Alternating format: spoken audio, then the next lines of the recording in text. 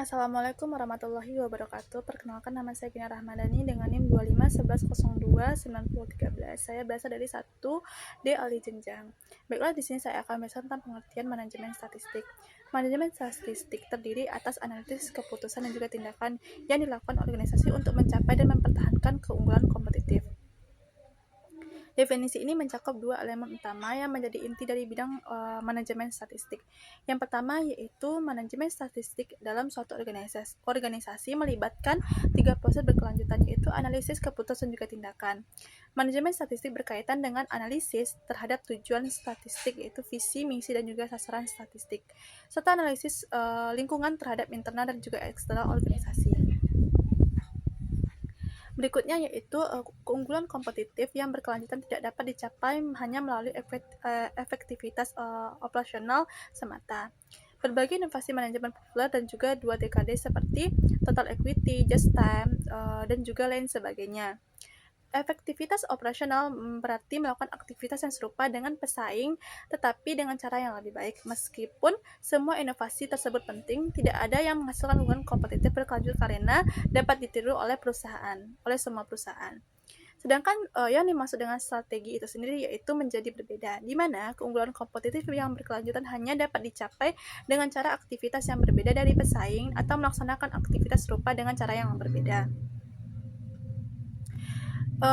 Berikutnya yaitu ada strategi yang dimaksud dan strategi yang terrealisasi, di mana berbagai alasan strategi yang dimaksud dan jarang bertahan dalam bentuk aslinya, perkembangan lingkungan yang tidak terduga, dan keterbatasan sumber daya atau perubahan preferensi manajemen dapat menyebabkan sebagian strategi yang direncanakan tidak terrealisasi.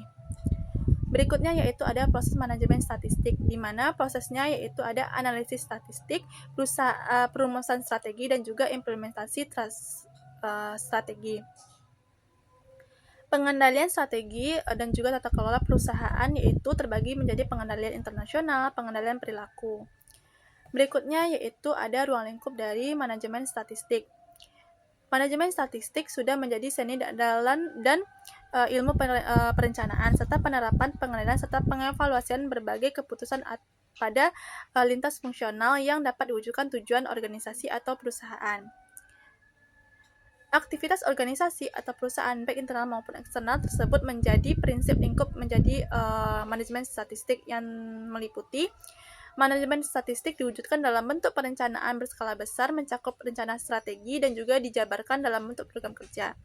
Rencana strategi berorientasi pada jangkauan masa depan berorganisasi dan perusahaan, serta visi misi pemilihan strategi yang menghasilkan strategi induk dan tujuan strategi organisasi atau perusahaan untuk jangka panjang sebagai keputusan manajemen. Rencana strategi dijabarkan sebagai rencana operasional yang antara lain berisi program-program operasional termasuk proyek-proyek dan juga dengan sasaran jangka panjang sebagai keputusan manajemen puncak.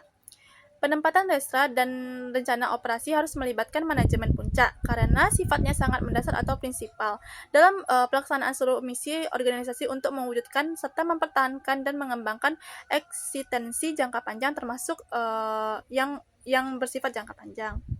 Manajemen statistik berfungsi menyatakan sikap dan perilaku organisasi atau perusahaan untuk mencapai tujuannya. Jadi tujuan mewujudkan keberhasilan bukan sekedar untuk manajemen puncak, tetapi mewujudkan keberhasilan bersama dan juga organisasi serta masyarakat. Keunggulan dan manfaat manajemen statistik perlu dipahami dalam pengimplementasiannya karena setiap organisasi memiliki karakteristiknya tersendiri. Keberhasilannya sangat tergantung pada pengelolaan sumber daya yang dimiliki, khususnya sumber daya manusia sebagai motor penggerak dari roda organisasi. Sumber daya manusia adalah pelaksana utama dan harus profesional dalam bidangnya, memiliki wawasan yang luas, serta berkomitmen tinggi. Berikutnya yaitu tujuan dari manajemen statistik, yaitu memberikan arahan serta pencapaian tujuan dari organisasi, membantu memikirkan kepentingan berbagai pihak organisasi, mengantisipasi setiap perubahan kembali secara merata, dan juga berhubungan dengan efisiensi serta efektivitas, bahwa tanggung jawab seorang manajemen bukan hanya mengkonsentrasikan terhadap kemampuan atas kepentingan efisiensi, akan tetapi hendaknya juga mempunyai perhatian yang khusus dan bekerja keras melakukan sesuatu secara lebih baik dan juga efektif. Berikutnya yaitu ada sejarah dari perkembangan manajemen statistik. Pada awalnya, manajemen statistik disebut sebagai kebijakan polisi, yakni sebagai arah perusahaan atau organisasi atau bisnis itu sendiri. Sebagai ilmu manajemen statistik dirintis oleh sekolah-sekolah bisnis di Amerika Serikat seperti The Wharton School di Universitas Princeton dan juga Harvard Business School di Universitas Harvard. Ketika itu menggunakan istilah kebijakan bisnis politics sampai pada awal 170-an. Pendekatan yang digunakan dalam kajian manajemen statistik adalah lintas disiplin. Keterkaitan manajemen statistik dengan disiplin lain menggunakan keniscayaan. Strategi berhubungan dengan ilmu ekonomi, sosial, politik, dan juga psikologi dan perilaku organisasi. Pemikiran utama dalam ilmu ekonomi dan dari masalah Adam Smith sampai sekarang terpaku pada masalah pasar belaka jarang ditemukan perhatiannya pada perusahaan yang menggunakan hierarki manajerial untuk perencanaan koordinasi.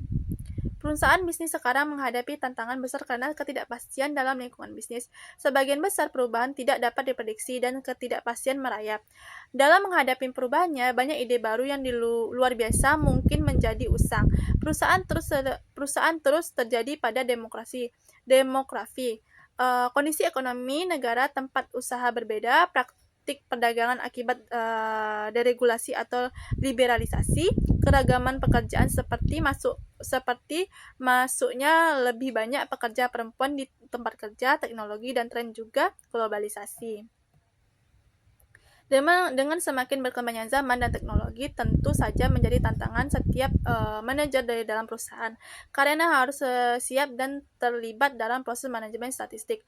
Mereka harus memiliki ide-ide kreatif dan inovatif dalam mengembangkan dan menerapkan strategi untuk mendapatkan dan menaklukkan pasar dan bertahan.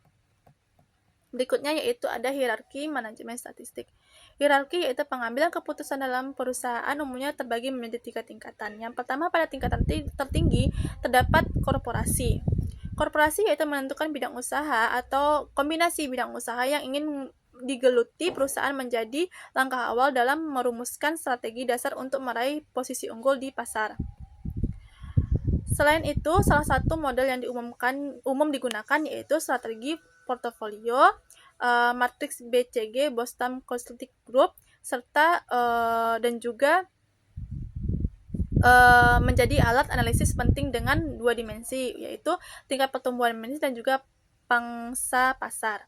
Berikutnya yaitu ada unit bisnis. Pada tingkat unit bisnis, penyusunan strategi bisnis berfokus pada cara bersaing dalam suatu organisasi. Strategi ini dirinci langkah-langkah yang akan diambil untuk melengkapi kompetitor. Salah satu pendekatan yang sering digunakan yaitu ada 5 kekuatan kompetitif Porter yang mencakup itu ada ancaman pendatang baru, daya tawar pemasok, daya tawar pembeli, daya tawar produk pengganti, persaingan antar pesaing, dan lain sebagainya.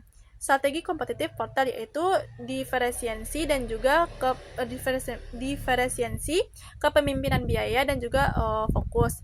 Strategi fungsional, di mana strategi fungsional merupakan strategi yang bersifat lebih teknis dan berperan sebagai arahan serta pendoman operasional, di mana strategi ini membuat rencana untuk melaksanakan pemanfaatan sumber daya secara efisien, efektif, dan juga optimal.